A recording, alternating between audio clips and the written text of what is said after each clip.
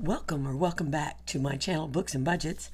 I am here today to work on my second half of October paycheck. I budget according to my paychecks. I get paid twice a month, and I always did this a little bit when I didn't budget, when I didn't keep track of things in the manner that I do now. I always kind of had in mind that these bills and expenses would come out of this paycheck, and these bills and expenses would come out of the second paycheck, getting paid twice a month. I don't end up having a magic month that way, but it is very predictable that I can, put certain bills on certain paychecks. Since I've started doing my budget on paper and in a more structured and organized way, I have found that looking at all the different YouTube videos and spreadsheets and things that I was finding, the Budget Mom's Budget by Paycheck was the one that made sense to me because it most closely fit what I was already doing. And so I have developed my little forms that are that owe a lot to her system. And today we are going to be looking at the paycheck date for October 15th, which is coming up very shortly.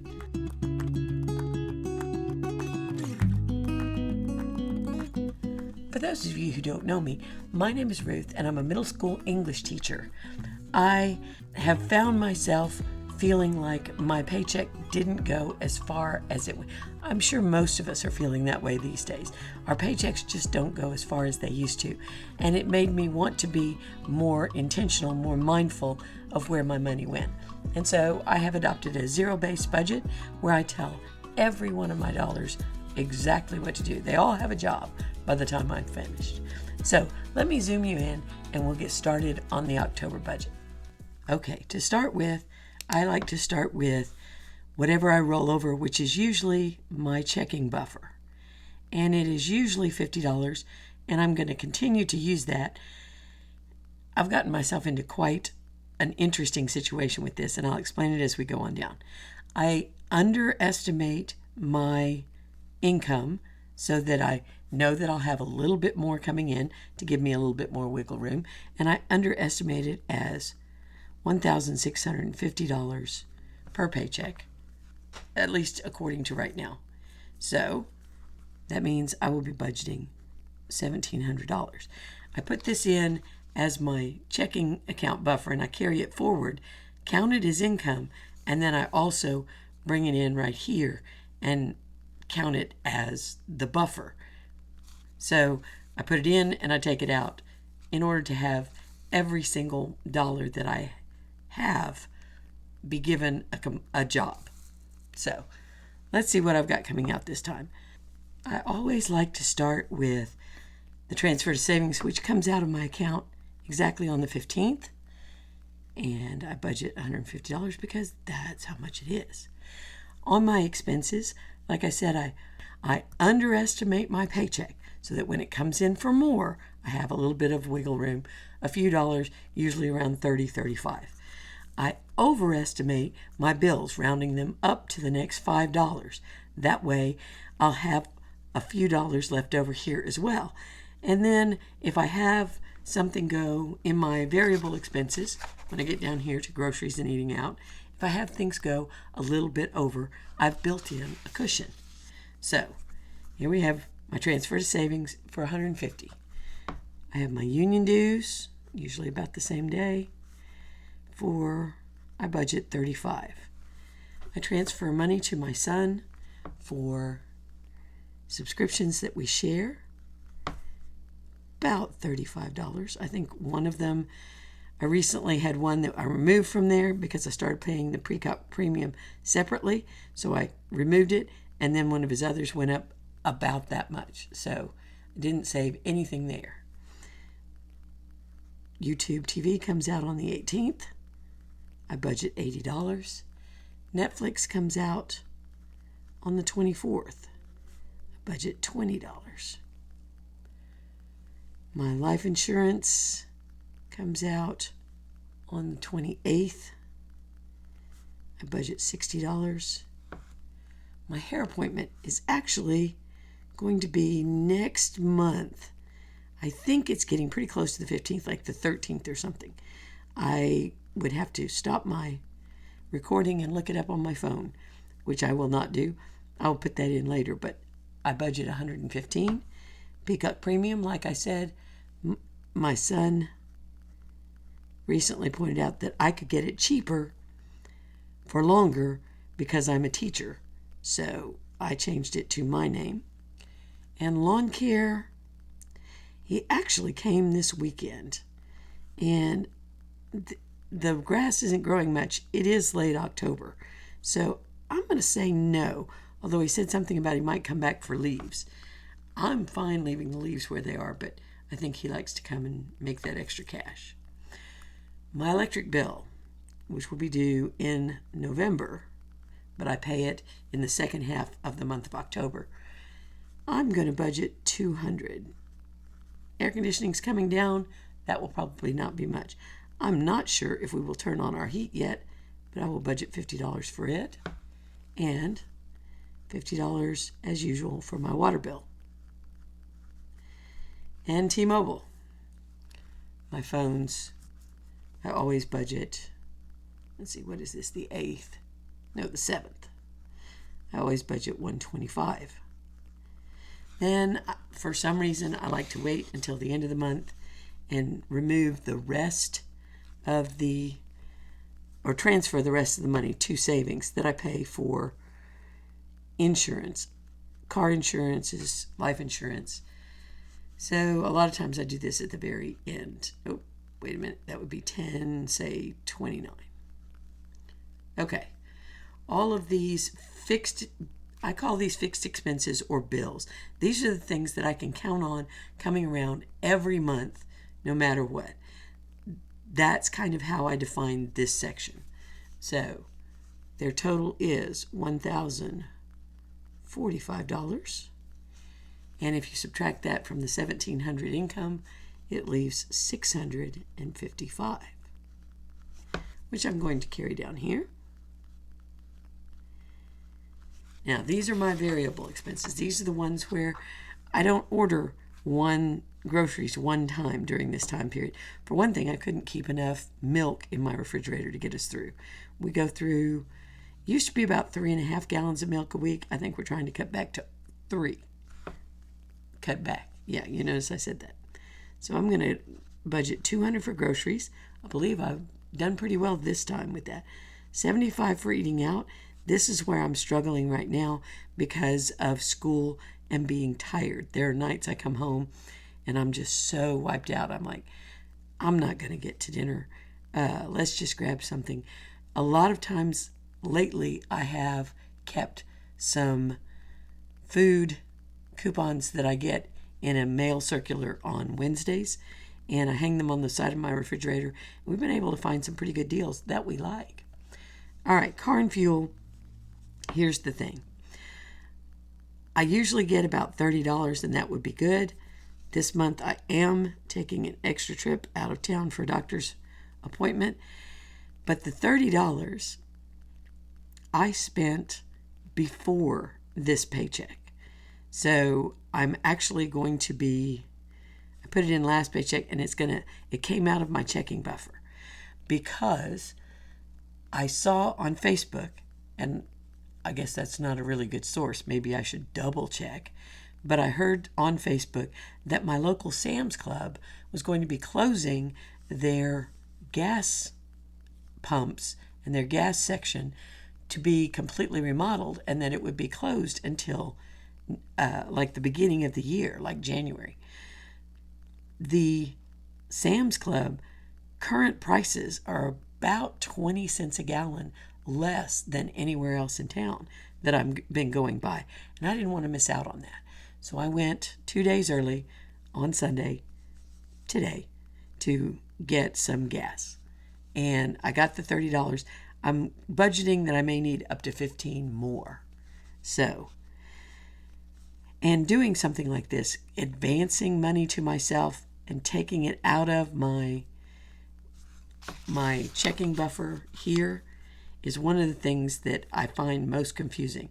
I also advanced money to myself and paid for a gift card that my son wanted to spend somewhere where a gift card was was awkward.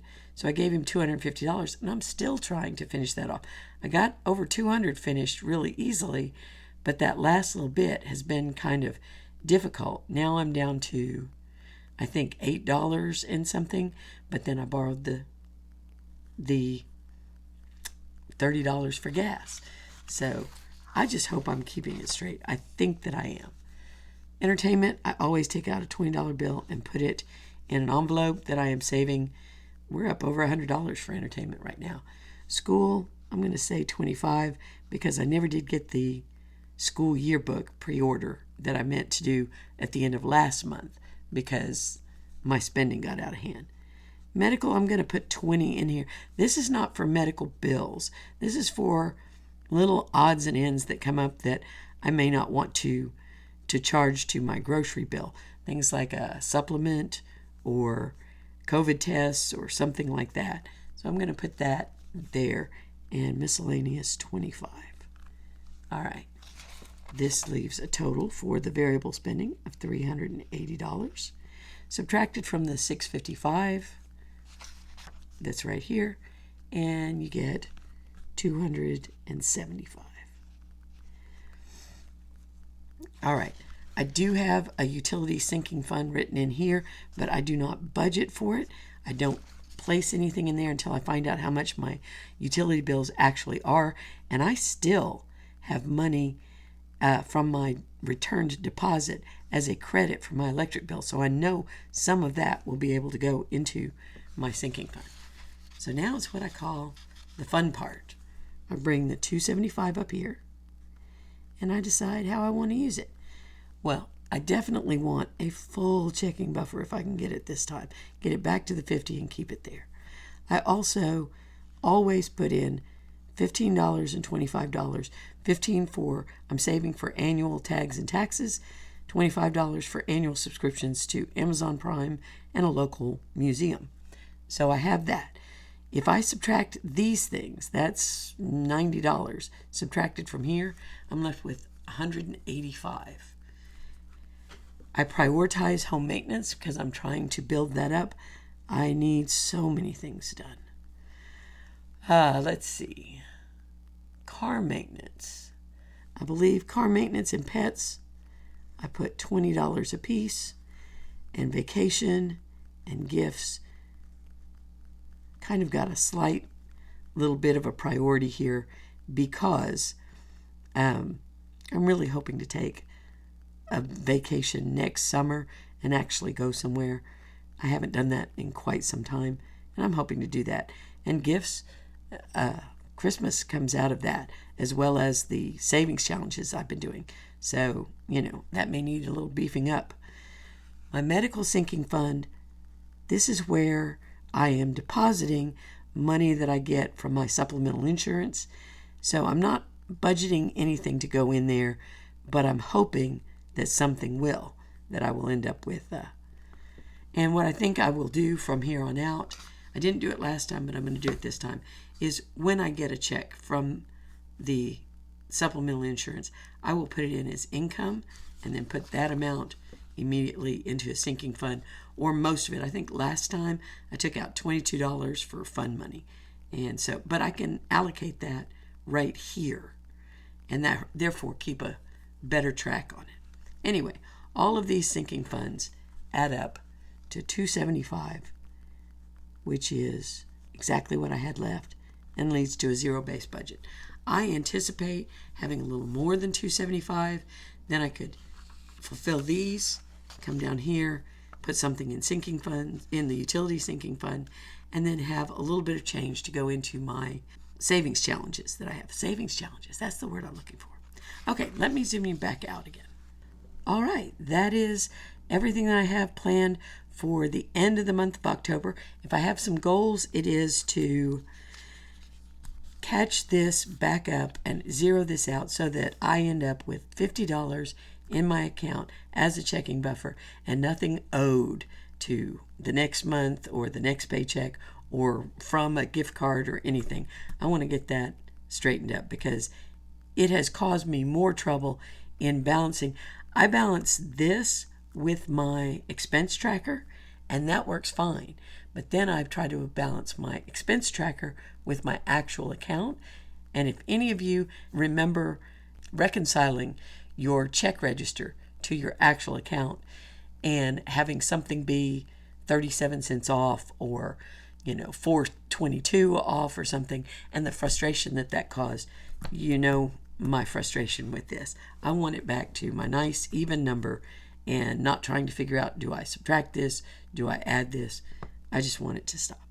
So this is my paycheck budget for the second half of October. I was thinking about doing a midweek check-in with my first half, but we are at the 13th of October. I'm not even doing much tomorrow, and then that budget is done. So it seemed just as reasonable that tomorrow I can film paycheck recap, so where I close out that half. I have that, and I've been tomorrow is time for Monday metrics. I missed it last week, and rather than do a far overdue Monday metrics on Saturday or Sunday, I just decided I will do a double on Monday. And then I'm hoping to make a video about why we budget, why you should budget. So anyway, keep an eye out for that one. That's all I have for today. If you stuck with me this far, please drop me a comment below. I would love it if you subscribe, if you hit the like button. But really, I just like to know that you're out there, that you see me. I had a lovely message in one of my last videos about mentioning how unique and customized everybody's budget is. There's no one budget fits all. And that could be another video as well, because I'm fascinated by how my son's budget and my mom's budget, both of whom have had some influence from me, but have chosen completely different paths to follow on their budgets. Any kind of discussion, any kind of videos that you watch will teach you something that you want to try or that you don't want to try on your budget. Just remember, your budget is yours, and it's never going to be static. This will be the way I do this budget, and you may see me do it similarly month to month, but circumstances change, and my priorities over here are changing. That vacation is really starting to be something I want to save for. It'll always be different, and there will always medical bills, which I didn't expect to have 3-4 months ago. They've come into play, and so now this medical sinking fund is a much bigger deal for me. It's all going to be fluid and change from month to month or year to year. Just don't get too frustrated. Stick with your budget. Tell your money what to do. Be a good steward. And I promise you will be pleased in the end. It will be slow at times. It'll be frustrating at times. But in the end, you will be so proud of yourself and so pleased with what you've accomplished and not had to go into debt or put on a credit card. So, I may be rambling. It's later at night. I need to get this finished and get it up. And I will see you later this week. Have a great beginning of your week.